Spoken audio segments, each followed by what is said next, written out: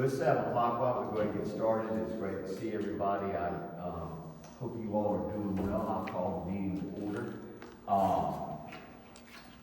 And the first item of business will be the consent agenda, which consists of one item, and that was are the meeting minutes from the January 20th meeting. So do I hear a motion that we approve minutes from the January 20th meeting? Second? Second. All those in favor, say aye. Aye. Okay. Now, the old business, the first item is the public comment and public hearing process. And I hope everybody got a copy of it. And it was out with the agenda online on the town's website. So, anybody have any thoughts or comments about it?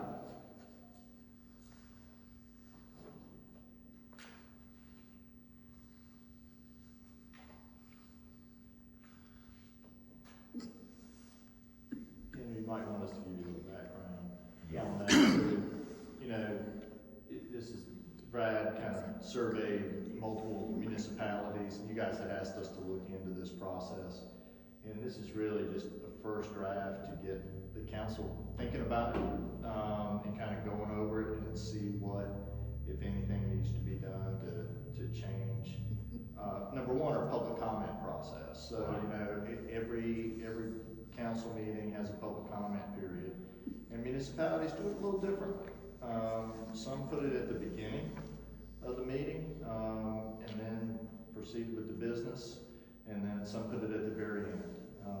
And typically, comments are limited to 3 or 5 minutes. There's some kind of time period on it. And those public comments are about anything. They could be about an agenda item that's not a public hearing, or it could be just somebody getting up to say, look, we've got a community group doing whatever, something going on. So right now, the public comments are at the end of the agenda, which is the way City of Burlington does it. Then I think Mebane and Gibsonville and Elon put their public comments at the top, and kind of get those out of the way before the meeting gets going. And then I know Village of Alamance does public comments at the beginning, only on agenda items, and then it does another public comments at the end. Because obviously there are a lot of things on the agenda that are not public hearing, and you're not really getting public input into, and this is all separate from the public hearing process. So some of it's just, number one is timing, beginning or end of the meeting. Then the other is, what if any guidelines do we want in terms of how long somebody speaks, or what that total time is going to be. Historically, what have we got, 4 people here? I mean, it's pretty, in a normal meeting when there's not a lot of agenda items, there's not a great deal of public comment. It's not much of an issue. So it's really just to get all of you kind of reading this and thinking about it, so we can process that and move forward.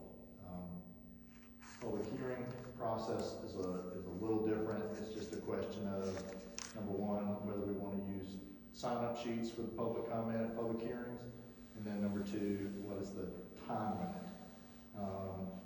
Most public hearing processes have, like, if you've got 20 people that show up and kind of all want to say the same thing, you ask that they nominate somebody to speak on their behalf, but all of them have some kind of time limit.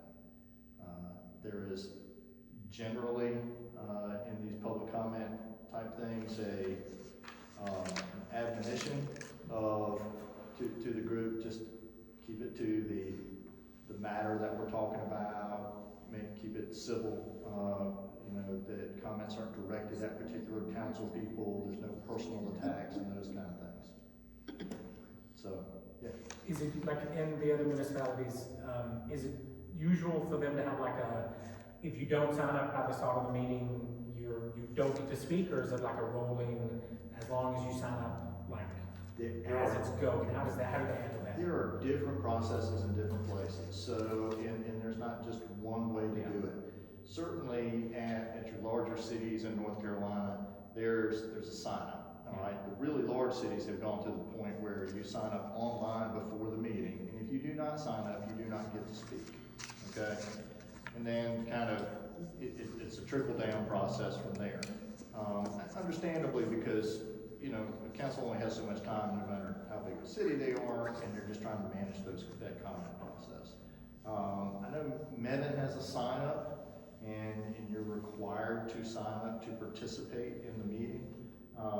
You know, all councils can kind of waive those, you know, but they do so cautiously, because is it one more person that didn't get there, or is it 50 more people, right?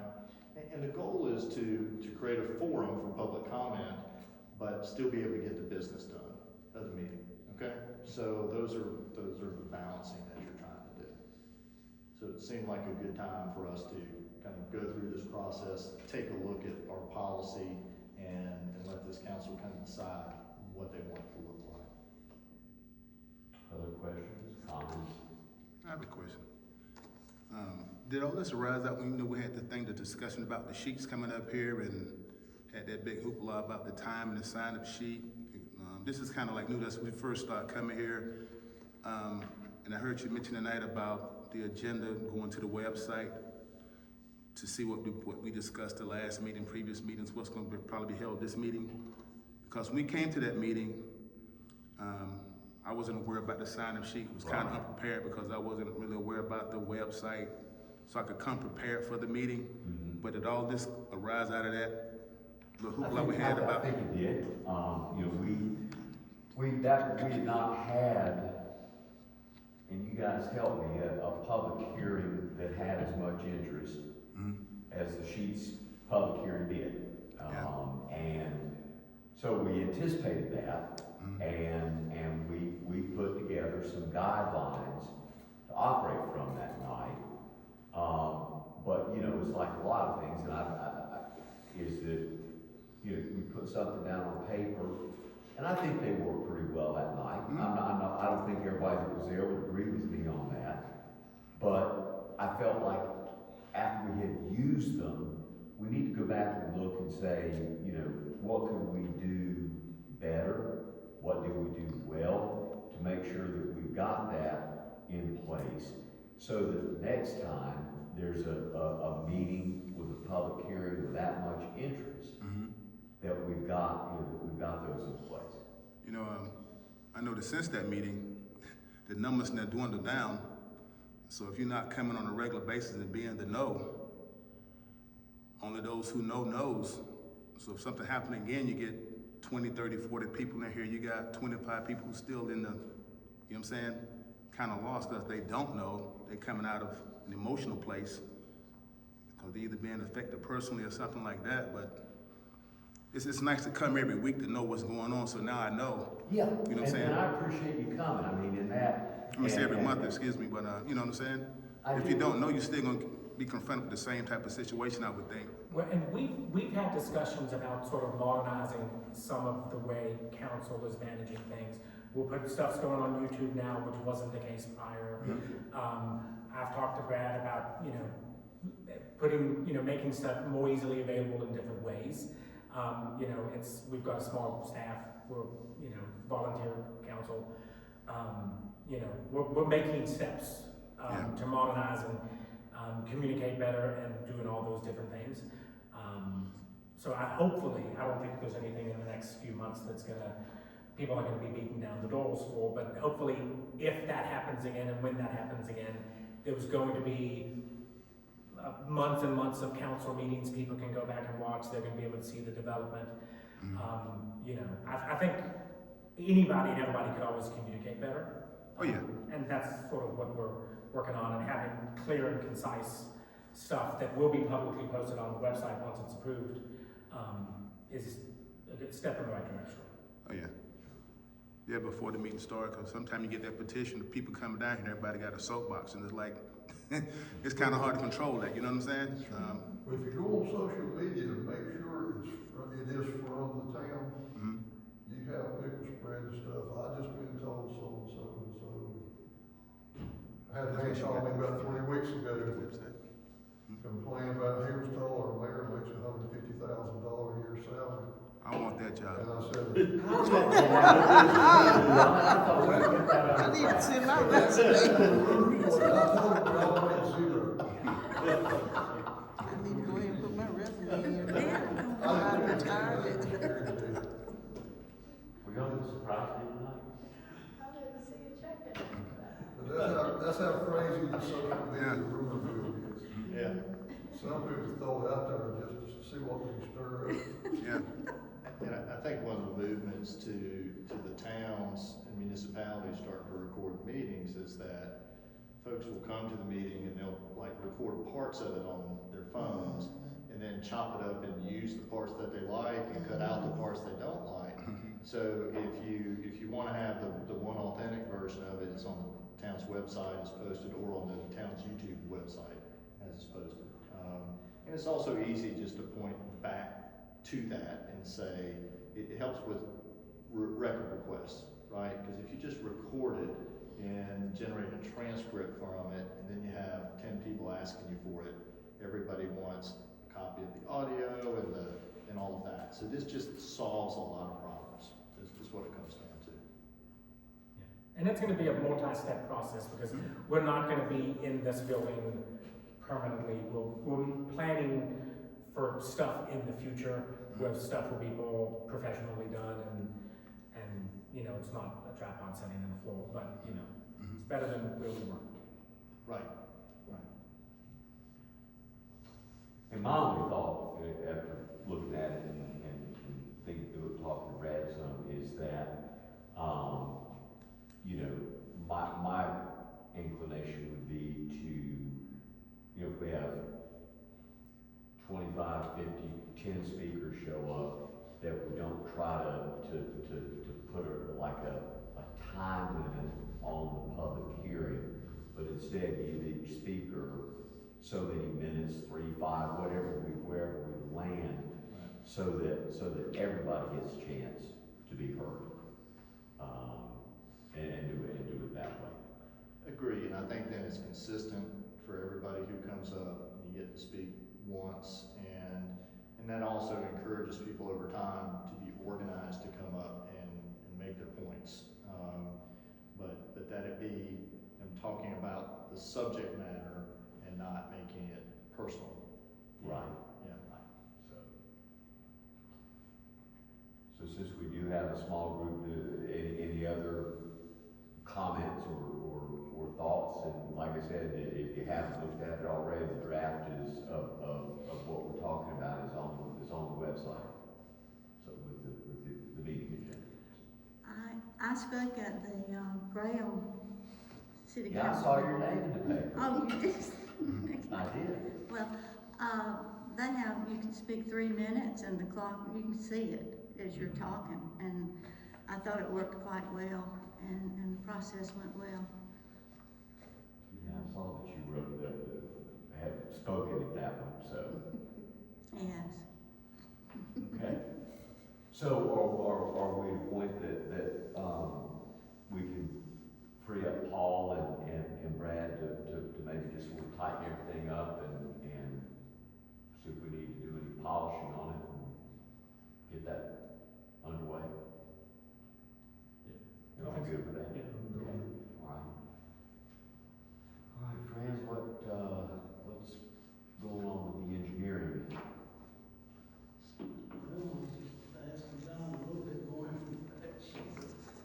You need another minute to get an answer. No, sir, Mayor, Council,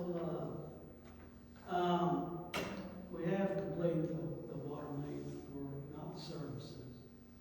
That allowed us to do the chlorination test, leave samples for rapid dab, that has to sit 24 hours. With it being chlorinated to a certain parts per day, and then it's blown off and samples are taken. So hopefully this week we'll have the results of that. And then we'll send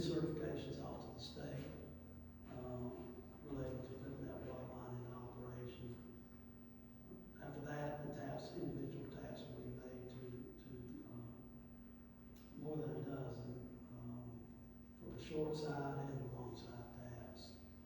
The patching will soon follow, once the asphalt plants, when the weather cooperates and the ability to have asphalt, and do the patching and paving. The water AIA grant, we're updating the final report, to match new EPA guidance on timelines. Lead copper services that have lead solder and galvanized, are to be placed, begin replacing in 2027. We have 10 years to replace all of them up to the meter. And that equates to 10% a year. Some folks have chosen to do it, earlier than that, and based on funding and whatnot, but that'll be a future cost to the city. We don't know, we have applied for grants related to that replacement, and I'm not sure if we've been successful, where we've been successful, but I'm sure there'll be other opportunity to apply for those type of grants to aid in that effort. On the sewer, assessment report, we are completing it, preparing GIS deliverables to the town, and updating the town's electronic maps. Talked with Clay earlier. Champion still owes us some paperwork related to the sewer rehab, manhole replacement rehab project. And once all that's done, I think we'll be good with the state. And again, there's some paperwork that needs to be done associated with that project. They've agreed to the deduct from their final payment to take care of that. I'll be happy to answer any questions you may have about any other town matters that relate to engineering. So on this pipe replacement, friends, you said that would begin in 27? Yes, sir. And then what did our numbers, when we had that done, what did that tell? I mean, do we have a way to estimate how much that's gonna cost? And then number two, we sort of started to think about how we're gonna fund that. So that's what I was asking you about. Yeah. Because the assessment included more than just digging up services in front of, behind meters. I think we had to, I don't remember if we did 500 in Swepsonville or not, but we did quite a few. And from that and from the old maps that you have, we create a feedback that the state required, which we did. And so I've asked him about how many sewer services, water services that he thinks will need to replace, and be prepared to do so starting in 2027. Okay. Once I have that information, we'll share it with Brad. Okay. And just out of curiosity, will the homeowner be responsible if they have lead piping from the meter to the house? Are they going to be responsible? I think they're responsible, but if there are grants available that help not only the town to further that replacement beyond there, up to within 5 feet of the home, then we certainly would assist the town in trying to obtain some of those funds. But is it going to be, maybe the way I didn't maybe ask that is what I was thinking, is it going to be mandatory? It's mandatory for the town. But not for the home? I don't believe it's mandatory. Okay. For the home. Okay.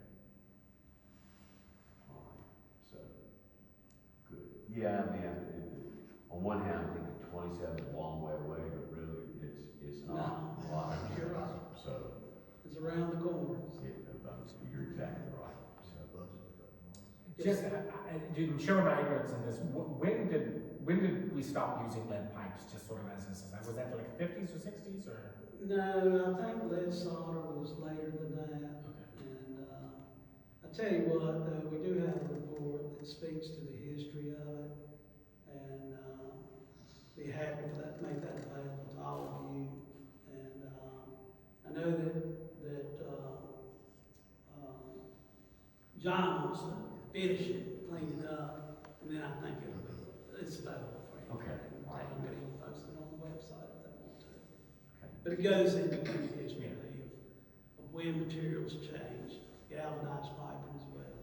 For years, we've been trying to replace galvanized lines, because that is mandatory as well, and have been doing so. Any other questions? Thank you. Yes. Brad? I just have three things. So still working on evaluating ways for enhancing the sound event, whether it's for each meeting or for public hearings. So we're continuing to work and evaluate what the best pathway forward with that there is. Also spoken with Bobbitt, they're in the process of working on a comprehensive packet based on the revisions to the building and the layout. They anticipate or they hope to be able to get that out at the end of this week. If not, the latest will be the first of next week. So when we do receive that, I'll share that along and pass out to the council. So it should be kind of paint the picture of the path forward based on the revisions that we discussed that everybody's in agreement on last month. The last thing I've got is, we were talking earlier about modernizing and updating things. And over the last several years, we've kind of adjusted the way that we do operations. Last year, I believe was the first time that the town has executed, from a preventative maintenance standpoint, unidirectional flushing plan. And also part of that involved exercise of valves and a number of other things. Since then, we've been talking and evaluating internally about ways that we could do something similar to the sewer side of things. That's where some of this information that was sent out in the packet on Friday comes from, is a possible way for us going forward to have a better plan of action when it comes to preventative measures at the pump stations. We're continuing to make investments in them, and the investments that are making, we want to preserve those life of those assets. And given the number of moving parts at the pump stations, is something that town staff isn't necessarily equipped to be able to handle. And there's a number of other things that we do. We do contract with a number of parties to assist us with operations. So this is hopefully a way that we can be able to be more proactive instead of reactive. And the thought is to take 4 months to be able to evaluate this here, to see if this group here is a good fit for something more long-term, or to evaluate a number of other options that could be available to provide a very similar service. A number of your smaller towns do contract out this service as a whole, but what we want to do is be able to have an extra set of eyes and hands on our systems, and be able that if there is something major, that we would still rely on for estimating the number of contractors that we use now. Questions, comments? That makes perfect sense. I would just say, we talked about it some today, and we're really gonna run it as like a 4-month pilot program. And we do have a breakdown of what their scope of work is, what we're gonna be paying them per month. And then as we get to the end of that, we'll do a more complete contract that really identifies scope, cost, but also then, if they go out there and find there's a problem, what is the process? If we have multiple C&J utilities and other contractors that pick up the phone and call in an emergency, that's what you do. But then if they see a problem, that's what dollar limit, right? What is their authority, and at what point do they run it through the town? Next 4 months, everything's gonna run through, through town hall. And for the most part, we'll continue to, and sometimes I think, especially with the bigger ticket items, it's something that will come to this council as well. But Brad's right, a lot of smaller towns farm out the entire ORC operation to these companies that this is what they do, water and sewer. And so this is kind of bifurcating, town doing some of it and then doing some of it as well. Does that make sense? Okay. Well, to that,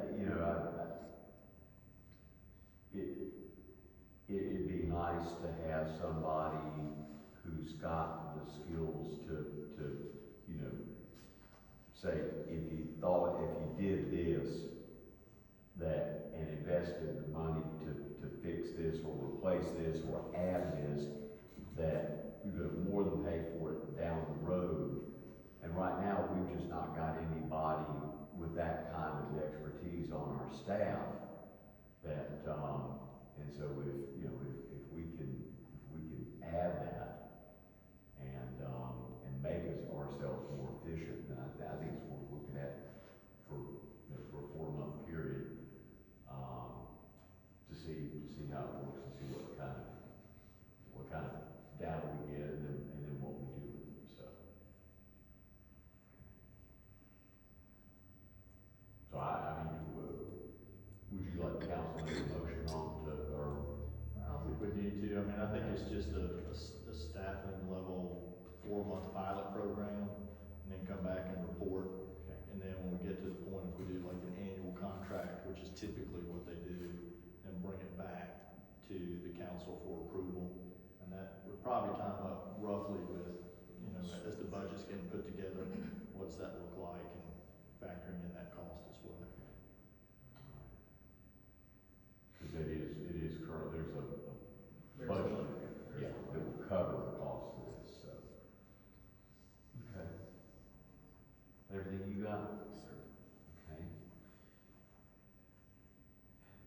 Do our distinguished guests have any further comments or thoughts you'd like to share with us? Well, I do. Okay. I'm just sitting here thinking while y'all were talking, what is the connection between Swepsonville and Graham? Because I understand the address thing, but is there a connection? Because I heard her say something about the city council meeting at Graham, and I'm like, okay, so what's the connection? We live in the town of Swepsonville. We piggyback on their post office because we don't have a post. I'm just trying to understand the relationship. Sure.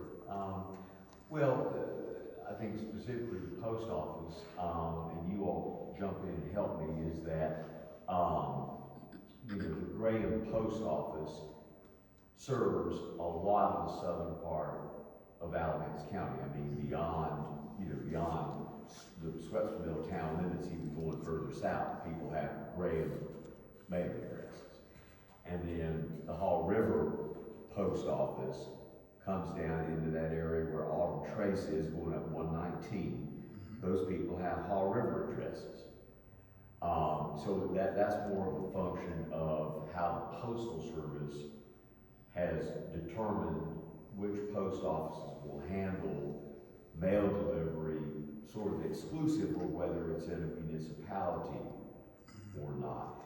We've had at least 2 meetings with representatives of our members of Congress who were representing us at the time about the possibility of getting a post office here.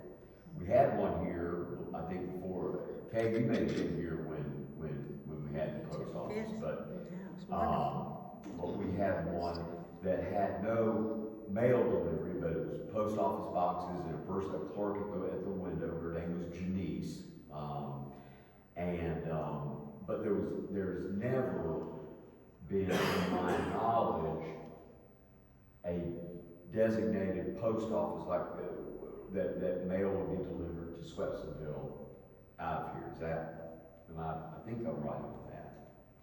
It's always, I think this community's always been served by the Graham Post Office. So that's more postal. Then when it comes to the 2 municipalities, we're 2 separate municipalities. Where we are connected is that we buy our water from Graham. Okay. And we have a water line that comes down 54 that connects out there about at Laurelton, right? Somewhere in that area. And that's how we get our water. How many years have we been buying from Graham? Was installed in late 2000s. We designed it, it's gotta be 20 years. Yeah. Okay. 20 years plus. Yeah. But previously, we bought our water from Orange Alamance water system, which the big tower over here on 119, as you're going up toward Mebane, is their tower. At one point, they were fearful that they were going to not have enough water. They were getting water out of the Eno River, as I recall. And there was a real issue about whether or not they were going to be able to serve the customers that they had. And they still have customers coming down 119 in that area. But with that, we moved and had Graham serve us rather than Orange Alamance water. So as far as the connection between the two municipalities, we buy our water from them, but it's two separate boards, two separate town councils. Their mayor makes $200,000. But I'm not eligible to be their mayor. Wastewater goes to City of Burlington. Yeah. I'm glad you brought that up, John, because we have, I think I don't know if there are any other municipalities in the state that contract with another municipality to treat their sewage is able to do it as conveniently as Swepsonville has been able to do, simply because Burlington has a wastewater treatment plant on Boywood Road, just across the river. And so we have a line that runs from our pump station down behind Town Hall, under the river, and pumps our sewer to that Burlington treatment plant. Versus, some municipalities have to run miles and miles of sewer line. They're going through some of that right now in Chatham County with that new Chatham Park development. They're having to run, I don't know how much you know about Chatham County geography, but it help me if I don't have this right. But they're running sewer lines to Sanford from Pittsburgh to be able to handle they expect 65,000 people will live in Chatham Park when it's built out. But they're having to run sewer lines from Pittsburgh to Sanford. And what's our system development fee right now? Combined, for a 4-bedroom, it's just over 6,000. And as a point of reference, their system development fee, tap on that fee is if you build a house down there, the system development fee is $30,000 because of the cost they've incurred to provide sewer service to that area. That's probably a lot more than you want to know, but it's always just struck me is that we had a very favorable situation here when this town, grew and that we outgrew the sanitary district and couldn't treat our own sewage, that we were able to. And just to, Franz can correct me if I'm wrong, almost all your municipalities, at least in Alamance County, are interconnected. I mean, it's not open all the time, but in case of an emergency, Graham can get water from Burlington, Burlington can get water from Graham, Burlington can get water from Guilford County, I believe, or Greensboro. Mebane and Graham share a water plant together. Right. So everything's sort of interconnected. If somebody was to have a major malfunction. And that was tested. And that was tested this Yes. past summer. Yes, it was. Tropical storm Chantal. And that may be a whole lot more than we wanted to know, but that. I was just curious because I'm like, if you think about talking about towns like Sedalia, I know they have that little small post office, Right. Going down 70, and I was like, well, okay, I'm just trying to make sense of the whole situation. Right. But Saxbahaw has a post office, but nobody has a Saxbahaw address. I lived in one of those mill houses for a little bit, right there in Saxbahaw, and it was a great address. They are great. I wasn't sure we would move that far. But I actually asked the post office when I moved on George Mason Road, I said, do we put Graham or do we put Swepsonville? She said, you put either one and get there. Yeah. She said, if you wanna put Swepsonville down. But the zip code, right? Yeah, it's 27302, or I can't remember what Hall River is right now, but. 27258 is on, we're 53 here, right? Well, can you give me a little quick, short lesson? Just going back over old stuff, we was talking about the sheets, and we were saying one of the advantages, because I think we're supposed to be getting revenues from the water or the sewer, one or the other, or both. And was kind of going, Graham said they would, if we're getting our water treated or supplied from Graham and sewage, how do they not tap in on that? How do we get resources that they was unavailable to get, or how can they be a competitor if they supplying us with the water and sewer? How can Well, they don't provide us with sewer. Burlington treats her sewer. Okay. Sewage. I think it came down to what we were talking about just now. The cost to run a sewer line from the sewer line that Graham has to be closest to that property, and I don't even know how far that is, but the cost to run that sewer line from where Graham's system currently ends to Sheets would be huge. Okay. Whereas we had it out there on the other side of the road, but we were able to take it, or will be taking it under the road and have it over there because it was so much closer. And water, I don't know if they could have tapped the Sheets could have tapped that water line that comes out here to serve us. I don't know the answer to that. Well, they have multiple abilities, and they set it on tying on to the Orange Alamance water line that's there. So we'll be serving it with sewer. Orange Alamance will be serving it with water. Okay, we do the sewer, we do elements doing the water, we doing the sewer. So, those are great questions.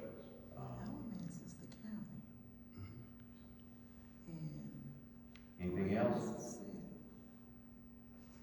If not, do I hear a motion that we adjourn and go watch the She was state in film? deep thought there. Say again? You was in deep thought, you got everything clear? Yeah, then my wife said, well, wait a She minute. was there. Yeah, she blew me ear like, wait a minute, Graham is the city, but Alamance is the county. And then that No, kind of, we finished answering your questions before we closed the meeting. oh yeah, that kind of threw me off again. I wasn't, I'm trying to get about the water that we're supplying them and getting revenue from, was sewer, not the water, but the sewer. Am I right? The sewer or the water? Sewer. The sewer, Right. okay. And I'm not mistaken, it's more expensive than water, right? And water rights. Because you were just saying the water's right there on the other side of the street, they're gonna tap in. And that's part of that Orange Alamance system that's over there, that I was talking about earlier, that we bought our water from. But since they tapped into our line, we get resources from the water also? No. They'll be billed by Orange Alamance water system. But the sewer charge is based off of the gallons of water that they use, Okay. Yeah. just like my house. Okay, that thing that was just confusing. The Graham, I thought we was getting water supplied by Graham, but not being supplied by Alamance. We are, but Sheets have the option over there because the water line is already there from Orange Alamance. Because they decided to tap into that rather than buy the water Okay, from us. So, I know, okay. so motion to adjourn? Second? All those in favor say aye. Thank you all for coming. You're welcome. Just trying to learn.